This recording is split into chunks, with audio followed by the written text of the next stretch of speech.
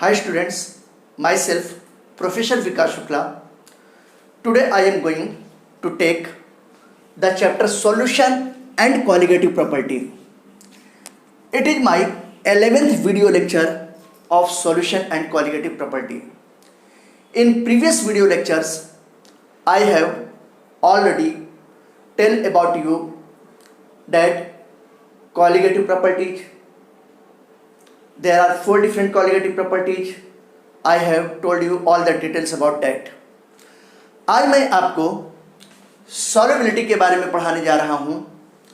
Solubility किसको कहते हैं बेटा? किसी कांस्टेंट टेम्परेचर पर एक फिक्स अमाउंट सॉल्वेंट है. फिक्स अमाउंट सॉल्वेंट का मतलब क्या हुआ? सॉल्वेंट 100 ग्राम है, 200 ग्राम, 500 ग्राम, 1000 ग्राम, कुछ भी, लेकिन एक फिक्स अमाउंट होगा. और जो टेम्परेचर होगा वो टेम्परेचर भी कांस्टेंट होना चाहिए. अब उस फिक्स अमाउंट सॉल्वेंट में कांस्टेंट टेम्परेचर पर जितना भी मैक्सिमम सॉल्यूट सब्सटेंस डिजॉल्व हो सकता है वही उसकी सॉल्युबिलिटी कहलाती है.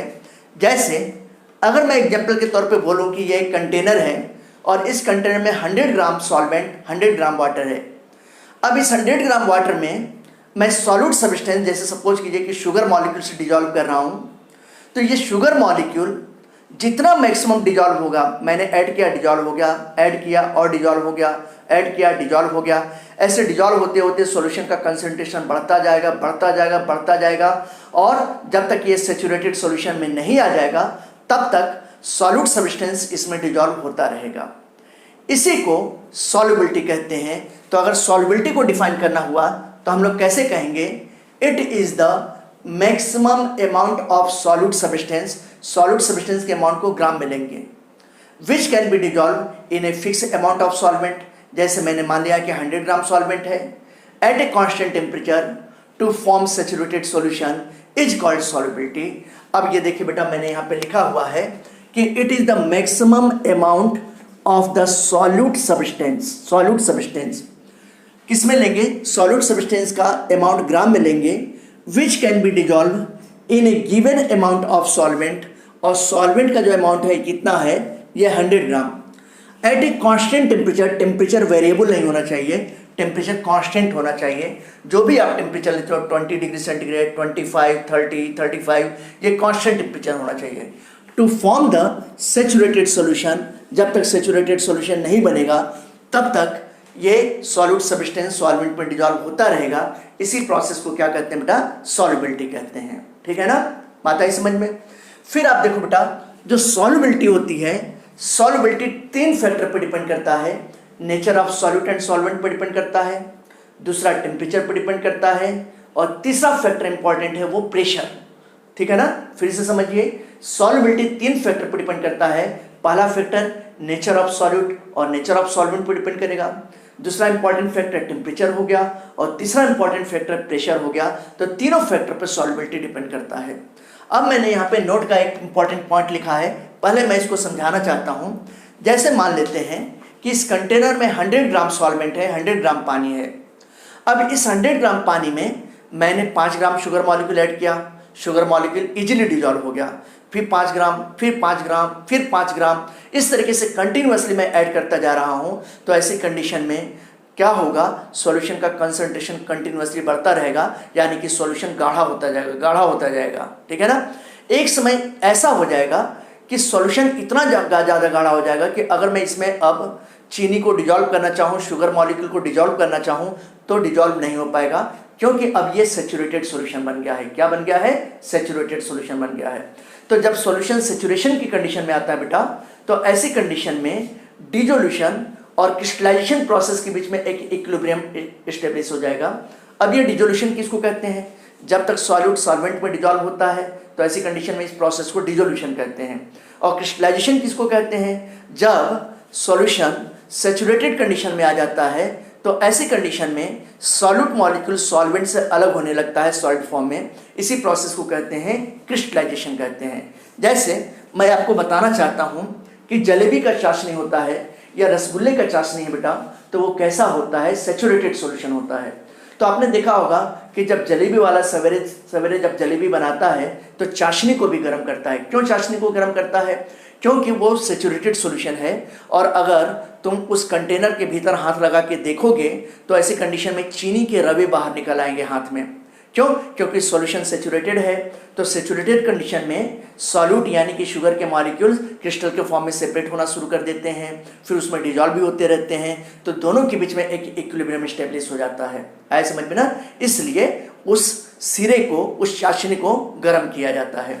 अब ये देखिए बेटा, यहाँ पे मैंने नोट में लिखा है कि जब सॉल्यूट को सॉल्वेंट में डिजॉल्व करते हैं तो सॉल्यूशन बनेगा और ये प्रोसेस क्या कहलाएगा? डिजोल्यूशन। और अगर एक बार सैचुरेटेड सॉल्यूशन बन गया तो ऐसी कंडीशन में फिर से सॉल्यूट सॉल्वेंट से अलग होना शुरू कर देता है ना, इस फॉर्म में आ जाएगा, ये क्रिस्टलाइजेशन कहलाएगा। दोनों प्रोसेस के बीच में इक्विलिब्रियम का साइन है, यानी कि जब सॉल्यूशन सैचुरेटेड कंडीशन में आ जाता है तो ऐसी कंडीशन में जितना सॉल्यूट सॉल्वेंट में डिजॉल्व होगा उतना ही सॉल्यूट फिर से सॉल्वेंट से अलग हो जाएगा, यानी कि डिजोल्यूशन और क्रिस्टलाइजेशन प्रोसेस के बीच में एक इक्विलिब्रियम डेवलप हो जाएगा। देखिए जैसे मैंने यहाँ पे लिखा है सैचुरेटेड सॉल्यूशन। अब ये सैचुरेटेड सॉल्यूशन किसको कहते हैं बेटा? अगर मैं इसको डिफाइन करना चाहूँ तो कैसे कह सकता हूँ कि it is the state of solution in which further no more solute substance can be dissolve at the same temperature. जैसे मैंने आपको बोला कि कंटेनर में 100 ग्राम पानी में मैं चीनी डिजॉल्व कर रहा हूँ और सैचुरेटेड सॉल्यूशन बन गया। सैचुरेटेड सॉल्यूशन बनने के बाद फिर चीनी का उसमें घुलना बंद हो जाएगा। चीनी तभी घुलेगा जब मैं टेम्परेचर बढ़ाऊंगा, यानी कि कांस्टेंट टेम्परेचर पे तो नहीं घुलेगा, टेम्परेचर हमको सॉल्यूशन का बढ़ाना पड़ेगा। तो हम इसको कैसे डिफाइन कर सकते हैं? ऐसे देखिएगा, it is the state of solution in which further no more solute substance can dissolve at same temperature। उसी टेम्परेचर पर डिजॉल्व नहीं होंगे, इसी को क्या कहते हैं बेटा? बोलो, सैचुरेटेड सॉल्यूशन कहते हैं। ठीक है ना? बात आई समझ में? देखिए मैंने क्या लिखा कि it is the state of solution in which further no more solute substance can dissolve at same temperature. जब तक टेम्परेचर नहीं बढ़ाएंगे तब तक सॉल्यूट सब्सटेंस डिजॉल्व नहीं होगा। सॉल्यूशन की इस कंडीशन को सैचुरेटेड सॉल्यूशन कहते हैं। फिर देखिए, जो मैंने आपको डिजोल्यूशन और क्रिस्टलाइजेशन प्रोसेस के बीच में इक्विलिब्रियम की बात की थी, तो यहाँ पे मैंने लिख दिया है कि when A solution reaches at the state of saturation, किस पे पहुँचता है बेटा? बोलो, सैचुरेशन के स्टेट पे पहुँचेगा। एंड इक्विलिब्रियम, एक इक्विलिब्रियम स्टेब्लिश हो जाएगा between process of dissolution and crystallization. ये बातें आपको समझ में आ गई होंगी। ठीक है ना? अब मैं डिस्कस करूँगा बेटा। देखिए हमारे सिलेबस में 12th क्लास में, नीट में, जेई और सीटी एग्जाम में बाइनरी सॉल्यूशन के ऊपर है। पूरा का पूरा ये चैप्टर बाइनरी सॉल्यूशन के ऊपर है। बाइनरी सॉल्यूशन का मतलब सॉल्वेंट कंपोनेंट हमेशा एक ही होगा और उसमें कोई एक ही तरीके का सॉल्यूट प्रेजेंट होगा। बात समझिएगा, एक ही तरीके का सॉल्यूट प्रेजेंट होगा। सॉल्वेंट हमेशा एक ही होता है और कोई एक ही तरीके का सॉल्यूट प्रेजेंट होगा। ऐसे सॉल्यूशन को बाइनरी सॉल्यूशन के नाम से जाना जाता है।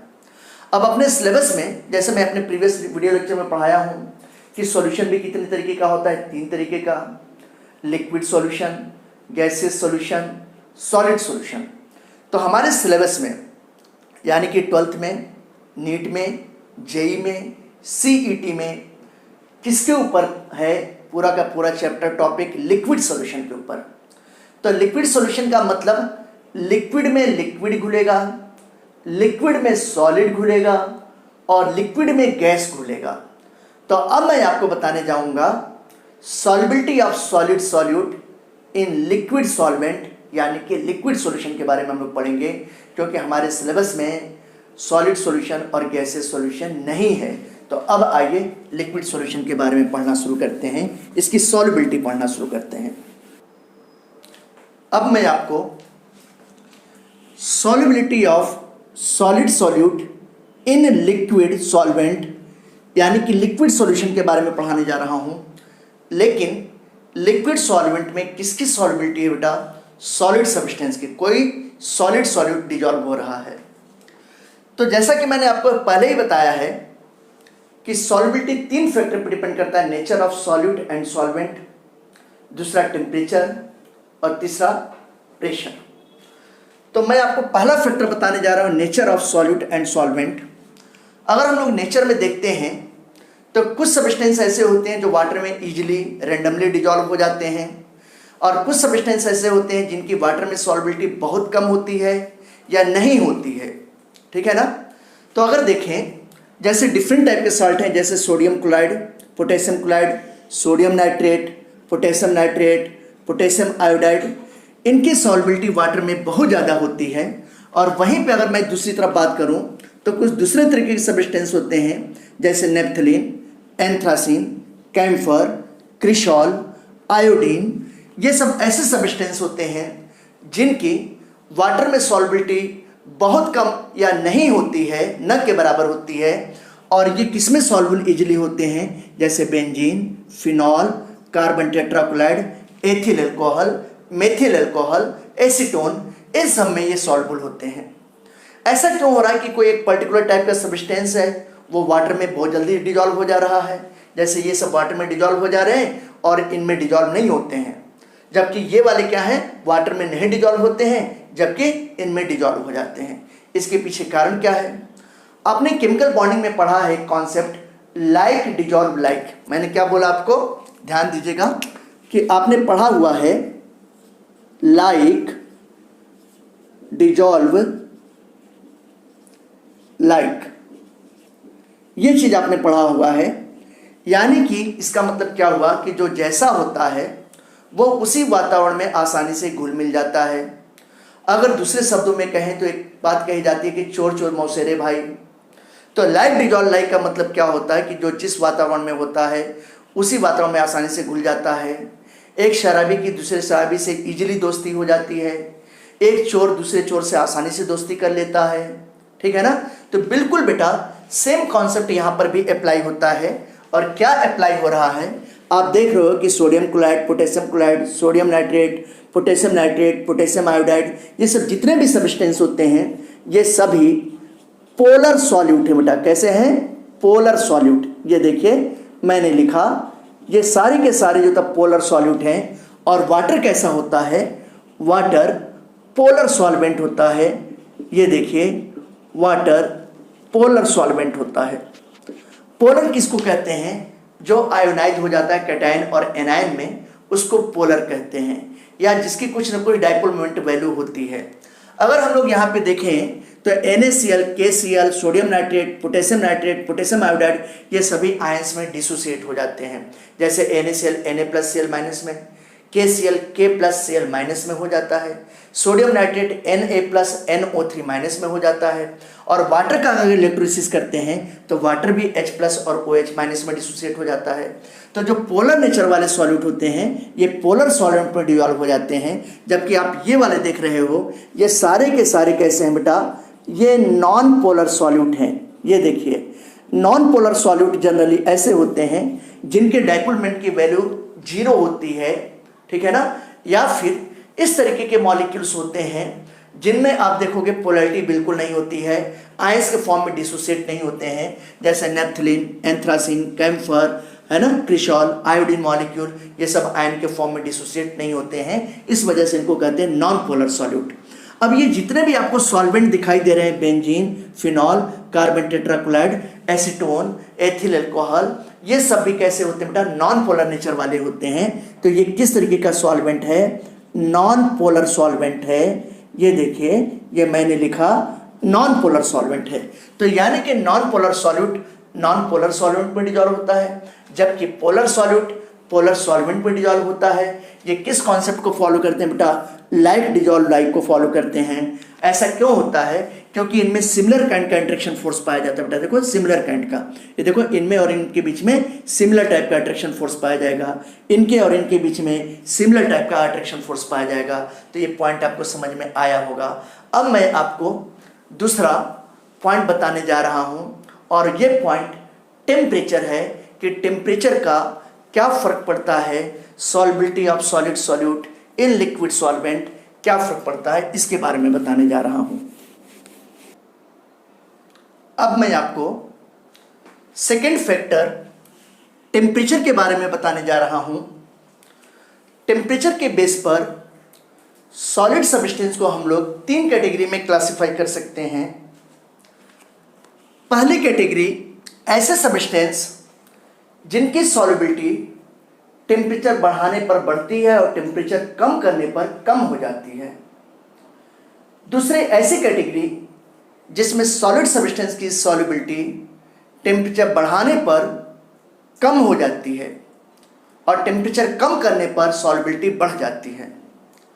और तीसरी ऐसी कैटेगरी है जिसमें सब्सटेंस इरेगुलर बिहेवियर करता है, यानी कि एक सर्टेन टेम्परेचर रेंज तक इसकी सॉल्युबिलिटी बढ़ती है और उसके बाद सॉल्युबिलिटी सडन से कम हो जाती है, गिर जाती है। ठीक है ना। तो पहली कैटेगरी आप देखें, मैंने लिखा है कि solubility of solid directly depends on temperature. इसका मतलब टेम्परेचर अगर बढ़ा देंगे तो सॉलिड सब्सटेंस की सॉल्युबिलिटी बढ़ जाएगी और टेम्परेचर कम कर देंगे तो सॉलिड सब्सटेंस की सॉल्युबिलिटी कम हो जाएगी। और याद रखिएगा कि जो मोस्ट ऑफ द सब्सटेंस होते हैं, ये देखिए, जो मोस्ट ऑफ सब्सटेंस हैं सॉलिड सब्सटेंस, वो इसी पैटर्न को फॉलो करते हैं। जैसे sodium chloride, potassium chloride, potassium nitrate, silver nitrate, potassium iodide, sucrose, glucose, fructose, ये सब ऐसे सब्सटेंस हैं जिनकी सॉल्युबिलिटी टेम्परेचर बढ़ाने पर तो बढ़ती है और टेम्परेचर कम करने पर कम हो जाती है। ऐसा क्यों होता है? इसके पीछे रीजन ये है क्योंकि ये एंडोथर्मिक प्रोसेस को शो करते हैं। एंडोथर्मिक प्रोसेस का मतलब क्या हुआ कि ये हीट एनर्जी को एब्जॉर्ब करते हैं और जब ये हीट एनर्जी को एब्जॉर्ब करते हैं तो ऐसी कंडीशन में मॉलिक्यूल, जो सॉलिड मॉलिक्यूल्स हैं, उनके बीच में बॉन्ड प्रेजेंट होंगे, वो बॉन्ड ब्रेक करते हैं बेटा, टूटते हैं। और जब बॉन्ड ब्रेक करते हैं तो उसकी सॉल्युबिलिटी बढ़ जाएगी, डिसोल्यूशन बढ़ जाएगा। ठीक है ना। फिर आप देखो, दूसरी कैटेगरी ऐसे सब्सटेंस की है जिसमें टेम्परेचर के साथ इन्वर्सली रिलेशनशिप है, यानी कि टेम्परेचर बढ़ा देंगे तो सॉलिड सब्सटेंस की सॉल्युबिलिटी कम हो जाएगी और अगर टेम्परेचर कम कर देंगे तो सॉलिड सब्सटेंस की सॉल्युबिलिटी बढ़ जाएगी। इस कैटेगरी में कुछ ही सब्सटेंस पाए जाते हैं। जैसे आप देखो, सेरियम सल्फेट हो गया, Ce2SO4 होल थ्राइस, मैंने लिखा है सेरियम सल्फेट। लिथियम कार्बोनेट हो गया बेटा, Li2CO3, लिथियम कार्बोनेट हो गया। Sodium carbonate monohydrate, Na2CO3 into H2O, sodium carbonate monohydrate, क्योंकि यहाँ पर एक वाटर मॉलिक्यूल है। सोडियम कार्बोनेट के साथ मैक्सिमम 10 वाटर मॉलिक्यूल तक पाए जाते हैं, इसमें एक ही मॉलिक्यूल है, इसको कहेंगे सोडियम कार्बोनेट मोनोहाइड्रेट। ये ऐसे कुछ सब्सटेंस हैं जिनकी सॉल्युबिलिटी टेम्परेचर बढ़ाने पर कम हो जाती है। और क्यों कम हो जाती है? क्योंकि ये एक्जोथर्मिक प्रोसेस को शो करते हैं।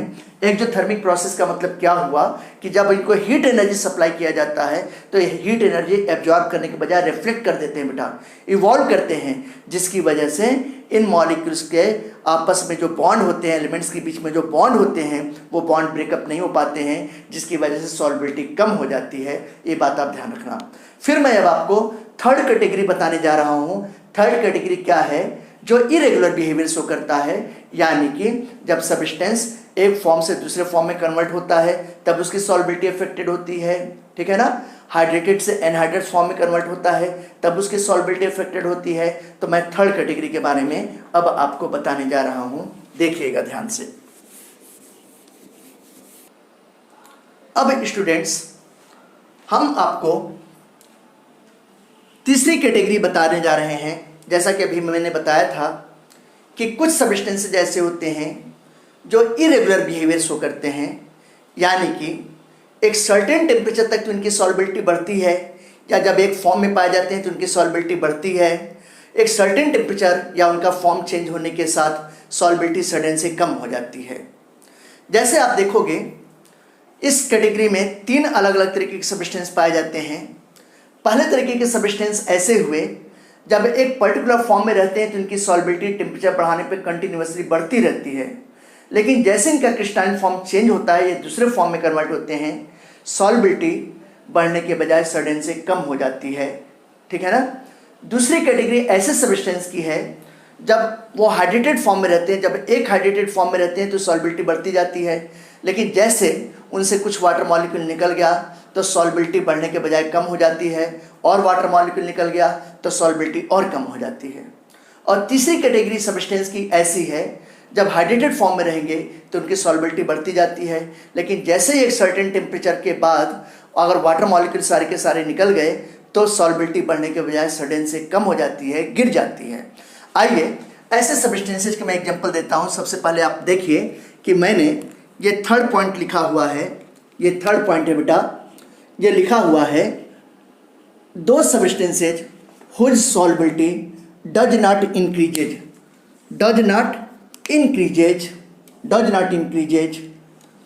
और डिक्रीजेज कंटिन्यूअसली। इस कैटेगरी में अगर हम लोग देखें तो इस कैटेगरी में जो सब्सटेंस हैं, देखिएगा, when one polymeric form to another polymeric form, जब एक पॉलीमेरिक फॉर्म से दूसरे पॉलीमेरिक फॉर्म में सब्सटेंस कन्वर्ट होता है तो इसकी सॉल्बिलिटी अफेक्टेड होती है। जैसे एग्जांपल के तौर पे मैंने मेंशन किया हुआ है अमोनियम नाइट्रेट है। अमोनियम नाइट्रेट जब तक अल्फा फॉर्म में पाया जाता है इसकी सॉल्बिलिटी कंटिन्यूअसली टेम्परेचर बढ़ाने पर बढ़ती रहती है लेकिन जैसे ही यह अल्फा से बीटा फॉर्म में कन्वर्ट होता है सॉल्बिलिटी टेम्परेचर बढ़ाने पर बढ़ने के बजाय कम हो जाती है। इसके पीछे रीजन क्या है? क्योंकि शुरू में ये तो एंडोथर्मिक प्रोसेस शो करेगा, लेकिन बाद में जैसे ही बीटा फॉर्म में कन्वर्ट हो जाता है इसकी सॉल्बिलिटी डिक्रीज हो जाती है बेटा, कम हो जाती है सडन से। ठीक है ना? दोनों का मॉलिक्यूलर फॉर्मूला सेम है, बस क्रिस्टल मॉलिक्यूल का अरेंजमेंट अलग अलग है, ये बात आप ध्यान रखिएगा। इस वजह से इसका अल्फा और बीटा फॉर्म अलग अलग फॉर्म है। फिर अगर मैं दूसरे एग्जांपल की बात करता हूँ तो कोई सब्सटेंस जब एक हाइड्रेटेड फॉर्म से दूसरे हाइड्रेटेड फॉर्म में कन्वर्ट होता है, वन हाइड्रेटेड फॉर्म से दूसरे हाइड्रेटेड फॉर्म में कन्वर्ट होता है तो उसकी सॉल्बिलिटी अफेक्टेड होती है। जैसे एग्जांपल मैंने लिखा हुआ है कि कैल्शियम क्लोराइड हेक्साहाइड्रेट है, क्योंकि 6 वाटर मॉलिक्यूल हैं, इसकी सॉल्बिलिटी टेम्परेचर बढ़ाने पे बढ़ती जाती है। लेकिन जैसे इससे 2 वाटर मॉलिक्यूल बाहर निकल गए, देखिए यहाँ से 2 वाटर मॉलिक्यूल बाहर निकल गए, जब 2 वाटर मॉलिक्यूल बाहर निकल गए तो CaCl2 × 4H2O हो गया, तब इसकी सॉल्बिलिटी इसके कंपेयर में कम हो जाती है। फिर इसको हीट करते हैं तो हीट करने पर फिर से इससे 2 वाटर मॉलिक्यूल बाहर निकल जाते हैं, और जब 2 वाटर मॉलिक्यूल बाहर निकल जाएंगे तो CaCl2 × 2H2O बन जाता है, इसकी सॉल्बिलिटी सबसे कम हो जाती है बेटा। देखा ना? यानी कि जब एक हाइड्रेटेड फॉर्म दूसरे हाइड्रेटेड फॉर्म में कन्वर्ट होता है तो सॉल्बिलिटी अफेक्टेड होती है। फिर मैं तीसरी कैटेगरी की बात कर रहा हूँ, कोई सब्सटेंस है वो हाइड्रेटेड फॉर्म में है तो उसकी सॉल्बिलिटी एक सर्टेन टेम्परेचर तक कंटिन्यूअसली बढ़ती जाती है, लेकिन एक टेम्परेचर रेंज के बाद सॉल्बिलिटी बढ़ने के बजाय कम हो जाती है। सॉल्बिलिटी कर्व में सडन से ब्रेक हो जाता है, सॉल्बिलिटी सडन फॉल कर जाता है। अब ये देखिए, जैसे ये हाइड्रेटेड फॉर्म है, जब एनहाइड्रस फॉर्म में कन्वर्ट होता है, एनहाइड्रस फॉर्म का मतलब क्या हुआ कि उससे सारे के सारे वाटर मॉलिक्यूल बाहर निकल जाते हैं। जैसे मैंने एग्जांपल दिया, ये बहुत इंपॉर्टेंट एग्जांपल है, it is very important example. ये बोर्ड एग्जाम में सारे टेक्स्ट बुक में ये एग्जांपल लिखा हुआ है, नीट एग्जाम में, जेई एग्जाम में, सीट एग्जाम में ये एग्जांपल कई बार पूछा जा चुका है बेटा। So it is very very important example. अगर हम लोग बात करते हैं सोडियम सल्फेट डेकाहाइड्रेट, क्योंकि 10 वाटर मॉलिक्यूल है, या इसी को सोडियम सल्फेट क्रिस्टल भी कह सकते हैं, ठीक है ना? तो इसकी सॉल्बिलिटी 0 से लेकर 32.4 डिग्री सेंटीग्रेड तक कंटिन्यूसली बढ़ती है टेम्परेचर बढ़ाने पे। जैसे 0 से 5 करोगे सॉल्बिलिटी बढ़ेगी, 5 से 10 किया और सॉल्बिलिटी बढ़ा, 10 से 20 डिग्री किया और सॉल्बिलिटी बढ़ा, 20 से 30 किया सॉल्बिलिटी बढ़ा, 31, 32, 33, 34, ऐसे करते हुए 32.4 डिग्री सेंटीग्रेड तक 32.4 डिग्री सेंटीग्रेड तक बेटा इसकी सॉल्बिलिटी कंटिन्यूसली बढ़ती जाती है, ठीक है ना? लेकिन जैसे 32.4 डिग्री के ऊपर आते हैं, देखिए मैंने लिखा है अबाउट 32.4 डिग्री, इसमें प्रेजेंट 10 वाटर मॉलिक्यूल, सभी 10 वाटर मॉलिक्यूल्स बाहर निकल जाते हैं और ये एनहाइड्रस फॉर्म यानी कि Na2SO4 में कन्वर्ट हो जाता है, ठीक है ना? और जब Na2SO4 में कन्वर्ट हो जाता है तो इसकी सॉल्बिलिटी सडन से गिर जाती है, कम हो जाती है। अब अगर Na2SO4 को 32.4 डिग्री से कम टेम्परेचर पर रखेंगे तो ये किस फॉर्म में रहेगा बेटा? ये क्रिस्टलाइन फॉर्म में ही रहेगा, हाइड्रेटेड फॉर्म में ही रहेगा, यानी कि दोनों के बीच में इस पर्टिकुलर टेम्परेचर रेंज पर इक्विलिब्रियम पाया जाता है। ये बात ध्यान रखिएगा। एक और बहुत इंपॉर्टेंट पॉइंट जो कई बार कॉम्पिटिटिव एग्जामिनेशन में पूछा गया है, ग्लाउबर साल्ट किसको कहते हैं? Na2SO4 × 10H2O को ग्लाउबर साल्ट कहते हैं, यानी कि सोडियम सल्फेट डेकाहाइड्रेट को ग्लाउबर साल्ट कहा जाता है। क्या कहते हैं बेटा? ग्लाउबर साल्ट, सोडियम सल्फेट डेकाहाइड्रेट, जिसका molecular formula Na2SO4 into 10H2 है, इसी को ग्लाउबर साल्ट कहते हैं।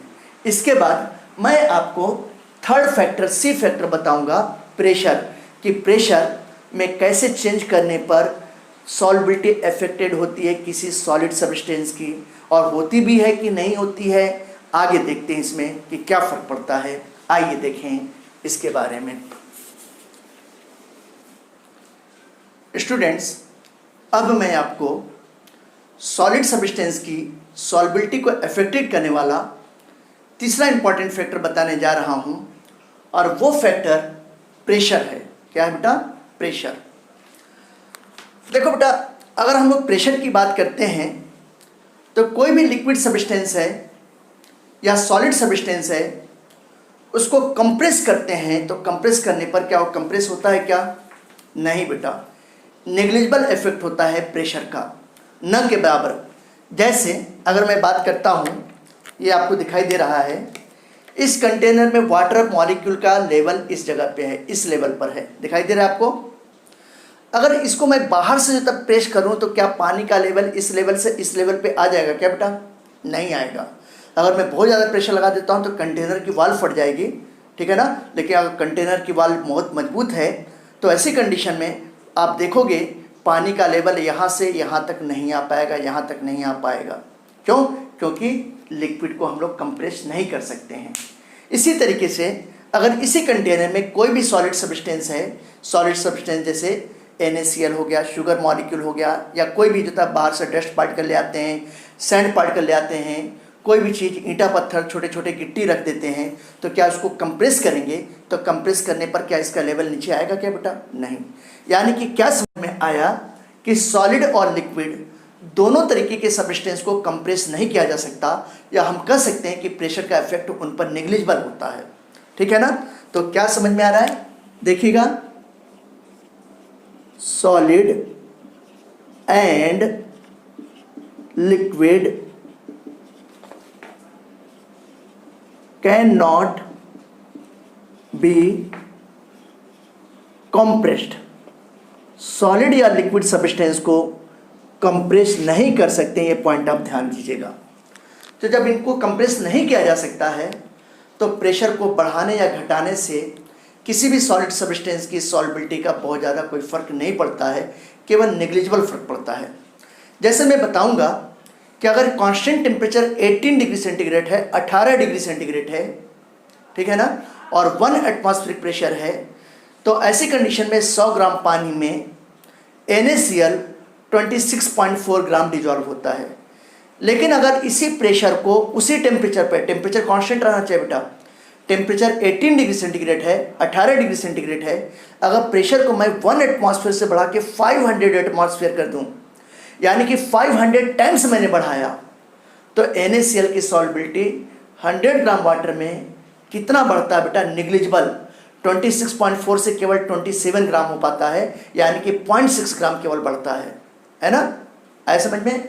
अब ये देखिए बेटा, जैसे मैंने लिखा भी है कि solubility of NaCl in water 1 atmosphere, आप कंडीशन को ध्यान दीजिएगा, क्या लिखा है? 1 एटमॉस्फेयर और 18 डिग्री सेंटीग्रेड टेम्परेचर पर 26.4 ग्राम होता है 100 ग्राम वाटर में, यानी कि 1 एटमॉस्फेयर प्रेशर और 18 डिग्री सेंटीग्रेड टेम्परेचर पर NaCl की सॉल्बिलिटी 100 ग्राम पानी में कितना होता है? 26.4 ग्राम होता है। अब देखिए, टेम्परेचर वही है, कांस्टेंट है बेटा, टेम्परेचर 18 डिग्री सेंटीग्रेड है, लेकिन प्रेशर को मैंने कितना बढ़ा दिया? 500 टाइम्स बढ़ा दिया, 1 एटमॉस्फेयर से 500 एटमॉस्फेयर कर दिया। तो ऐसी कंडीशन में सॉल्बिलिटी कितनी बढ़ रही है? 26.4 से केवल 0.6 ग्राम बढ़ रहा है, यानी कि 27 ग्राम हो जा रहा है, उसी उतना ही अमाउंट वाटर में, 100 ग्राम वाटर में, यानी कि नेग्लिजिबल इफेक्ट होता है। तो प्रेशर यहाँ पर कोई इंपॉर्टेंट फैक्टर नहीं है। तो मैंने तीनों फैक्टर में, अगर हम लोग nature of solute and solvent की बात करते हैं, टेम्परेचर की बात करते हैं बेटा, प्रेशर की बात करते हैं, तो तीनों फैक्टर में सबसे ज़्यादा important factor nature of solute and solvent है सॉलिड सब्सटेंस की सॉल्बिलिटी के लिए। दूसरा टेम्परेचर, और सबसे कम प्रेशर। ये क्वेश्चन MCQ में आ चुका है। क्या आया है? The most important factor for determining the solubility of solid solute in liquid solvent. पहला दिया गया है nature of solute and solvent, पहला ऑप्शन, दूसरा टेम्परेचर, तीसरा ऑप्शन प्रेशर। तो आप क्या बताओगे बेटा, किस पे टिक करोगे? चौथा ऑप्शन ऑल। तो फिर इनमें से कोई एक ही करना है। तो जब एक ही करना है बेटा तो हम लोग क्या कहेंगे, nature of solute and solvent. It is the most significant factor which affect solubility of solid solute in given liquid solvent. Okay, याद रखिएगा बेटा, याद रखिएगा। फिर देखिए बेटा, मैंने यहाँ पे नोट के कुछ इंपॉर्टेंट पॉइंट लिखे हैं, 2 पॉइंट लिखा है। पहली बात, अगर हम लोग देखते हैं कि कोई सब्सटेंस ऐसे होते हैं बेटा जिनकी सॉल्युबिलिटी टेम्परेचर बढ़ाने पर बढ़ जाती है, कुछ सब्सटेंस ऐसे होते हैं बेटा जिनकी सॉल्युबिलिटी टेम्परेचर बढ़ाने पे कम हो जाती है। तो सॉल्युबिलिटी का क्या लेना देना है? देखा जाता है कि जिस सब्सटेंस के हाइड्रेशन एंथैल्पी की वैल्यू अधिक होगी, किसके कंपेयर में बेटा? लैटिस एंथैल्पी के कंपेयर में। किसके कंपेयर में बेटा? Lattice enthalpy. जिस सब्सटेंस के लिए हाइड्रेशन एंथैल्पी की वैल्यू लैटिस एंथैल्पी के कंपेयर में अधिक होगी, उसकी सॉल्युबिलिटी भी अधिक होगी। और अगर जिस सब्सटेंस के हाइड्रेशन एंथैल्पी वैल्यू कम है, लैटिस एंथैल्पी वैल्यू अधिक है, तो उसकी सॉल्युबिलिटी कम होगा, उसका मेल्टिंग पॉइंट अधिक होगा बेटा। ठीक है ना?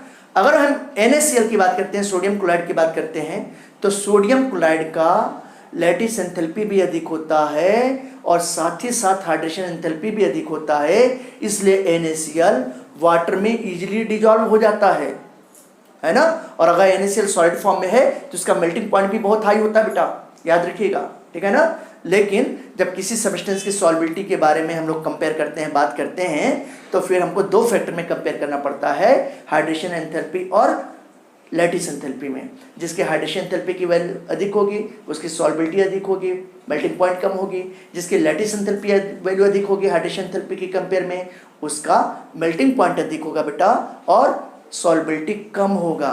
तो ये देखिए, मैंने नोट का पहला पॉइंट लिखा है, a substance is dissolve if hydration enthalpy, ये ध्यान दीजिएगा, if hydration enthalpy value is greater than lattice enthalpy, greater than lattice enthalpy. मैंने लिखा है डेल, डेल का मतलब डिफरेंस, HYD का मतलब हाइड्रेशन, H का मतलब enthalpy, heat energy, greater than del का मतलब डिफरेंस, लैटिस, H का मतलब एंथैल्पी। फिर देखिए बेटा, नोट का मैंने दूसरा पॉइंट भी लिखा है। उस पॉइंट में क्या लिखा है कि वो पर्टिकुलर टेम्परेचर, वो डेफिनेट टेम्परेचर, वो कांस्टेंट टेम्परेचर जिस पर किसी सब्सटेंस का एक फॉर्म दूसरे फॉर्म में कन्वर्ट हो जाता है। जैसे अमोनियम नाइट्रेट का अल्फा फॉर्म बीटा फॉर्म में कन्वर्ट हो जाता है। ठीक है ना? या वो पर्टिकुलर टेम्परेचर जिस पर या जिसके ऊपर जाने पर किसी सब्सटेंस के सॉल्युबिलिटी में सडन ब्रेक आता है बेटा। सडन ब्रेक का मतलब उसकी सॉल्युबिलिटी गिर जाएगी। ठीक है ना? उसके ऊपर जाने पर उसके नीचे सॉल्युबिलिटी बढ़ती जाएगी, तो उस पर्टिकुलर टेम्परेचर को ट्रांजिशन टेम्परेचर कहते हैं। यहाँ पे देखिए ट्रांजिशन वर्ड आ रहा है, तो ट्रांजिशन का मतलब क्या होता है बेटा? फेज ट्रांसफर होता है ना? जैसे लोग बोलते हैं ना कि ट्रांजिशन फेज चल रहा है, तो ट्रांजिशन फेज का मतलब परिवर्तन का फेज, परिवर्तन का दौर। आया समझ में? तो देखिए, मैंने सेकंड पॉइंट यही लिखा है कि the temperature at which one form of a given substance changes into another form or sudden break किसमें बेटा? solubility में, solubility curve of a substance take place is called transition temperature। फिर से देखिए, the temperature at which one form of a given substance changes into another or sudden break in solubility curve of substance take place is called transition temperature। ये बातें आपको समझ में आ गई होंगी। इसके बाद मैं आपको सॉल्युबिलिटी कर्व बताने जा रहा हूँ, कंटिन्यूअस और डिसकंटिन्यूअस कर्व बताने जा रहा हूँ। ये टॉपिक बोर्ड एग्जाम के पर्पज से बहुत इंपॉर्टेंट टॉपिक है। बोर्ड एग्जाम के पर्पज से कई बार ग्राफ पूछा गया है, तो आइए उस ग्राफ को पढ़ते हैं। अब स्टूडेंट्स, मैं आपको 2 तरीके के ग्राफ, 2 तरीके के कर्व दिखा रहा हूं। जैसा आप देख रहे हो, कंटिन्यूअस सॉल्युबिलिटी कर्व और डिसकंटिन्यूअस सॉल्युबिलिटी कर्व। मैंने आपको बताया कि टेम्परेचर के बेस पर सब्सटेंस को तीन कैटेगरी में क्लासिफाई कर सकते हैं। पहली category, most of the solid substance ऐसे होते हैं जिनकी सॉल्युबिलिटी टेम्परेचर बढ़ाने पर बढ़ती है और सॉल्युबिलिटी टेम्परेचर कम करने पर कम हो जाती है। दूसरे सब्सटेंस ऐसे होते हैं जिनकी सॉल्युबिलिटी टेम्परेचर बढ़ाने पर कम हो जाती है और टेम्परेचर कम करने पर बढ़ जाती है। तीसरी कैटेगरी ऐसा जो इरेगुलर बिहेवियर शो करता है, यानी कि एक सर्टेन टेम्परेचर तक तो उनकी सॉल्युबिलिटी बढ़ेगी, लेकिन जैसे उस टेम्परेचर रेंज को क्रॉस करते हैं उनकी सॉल्युबिलिटी बढ़ने के बजाय कम हो जाती है। मैंने आपको तीनों बताया। इन तीनों ही बातों को इन कर्व इस ग्राफ के थ्रू मैं एक्सप्लेन करने जा रहा हूँ। और ये ग्राफ खास तौर से आपके बोर्ड एग्जाम में बहुत बार पूछा गया है। ये बोर्ड एग्जाम में चाहे स्टेट बोर्ड हो चाहे सीबीएसई बोर्ड हो, दोनों के लिए बहुत इंपॉर्टेंट है, वेरी वेरी इंपॉर्टेंट। जैसे आप देखो, मैंने बोला कि पहले तरीके के मोस्ट ऑफ द सब्सटेंस ऐसे होते हैं जिनकी सॉल्युबिलिटी टेम्परेचर बढ़ाने पे बढ़ रही है। तो देखो टेम्परेचर बढ़ रहा है तो सॉल्युबिलिटी बढ़ता जा रहा है। ग्राफ देखो आप कैसे जा रहा है बेटा, ऊपर की तरफ NaCl की सॉल्युबिलिटी, सोडियम नाइट्रेट की सॉल्युबिलिटी, पोटेशियम नाइट्रेट की, पोटेशियम हाइड्रेट की सॉल्युबिलिटी टेम्परेचर बढ़ाने पे बढ़ेगी तो ग्राफ ऐसे दिखाएंगे। फिर वहीं पे कुछ ऐसे सब्सटेंस होते हैं जिनकी सॉल्युबिलिटी टेम्परेचर बढ़ाने पर कम हो जाती है, जैसे cerium sulphate, lithium carbonate, sodium carbonate monohydrate. तो देखिए ग्राफ कहाँ से बेटा, देखो ये ऊपर से नीचे आ रहा है, ऊपर से नीचे आ रहा है, यानी कि जब टेम्परेचर कम था, यहाँ पर देखो टेम्परेचर कम था बेटा तो सॉल्युबिलिटी ज़्यादा थी, और जैसे जैसे टेम्परेचर बढ़ रहा है सॉल्युबिलिटी कम हो रही है। तो इस ग्राफ को कंटिन्यूअस सॉल्युबिलिटी कर्व के नाम से या कंटिन्यूअस सॉल्युबिलिटी ग्राफ कह सकते हैं।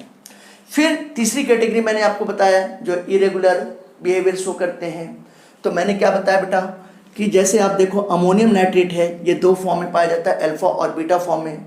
जब तक अल्फा फॉर्म में रहता है तो टेम्परेचर बढ़ाने पे देखो सॉल्युबिलिटी बढ़ती जा रही है, लेकिन एक सर्टेन टेम्परेचर के बाद ये बीटा फॉर्म में कन्वर्ट हो जाता है। अब देखो इसकी सॉल्युबिलिटी कम हो गई बेटा, इसके कंपेयर में कम हो रही है कि नहीं बीटा फॉर्म की। फिर इसी तरीके से दूसरा बहुत इंपॉर्टेंट एग्जाम्पल मैंने आपको बताया था कि सोडियम सल्फेट डेकाहाइड्रेट, जिसको ग्लाउबर साल्ट कहते हैं, ये हाइड्रेटेड फॉर्म में क्योंकि वाटर मॉलिक्यूल इसके साथ ऐड है, जुड़ा हुआ है, तो ये इसकी सॉल्युबिलिटी 0 से लेके 32.4 डिग्री सेंटीग्रेड तक कंटिन्यूसली बढ़ती जाएगी बेटा। लेकिन जैसे ही 32.4 डिग्री सेंटीग्रेड की बाउंड्री को क्रॉस करेंगे, यानी कि 32.5 पर आएंगे बेटा, वैसे ही सॉल्युबिलिटी बढ़ने के बजाय सडन से कम हो गई। क्यों कम हो गई? क्योंकि 10 वाटर मॉलिक्यूल इससे निकल गए और ये हाइड्रेटेड फॉर्म एनहाइड्रस Na2SO4 के फॉर्म में कन्वर्ट हुआ।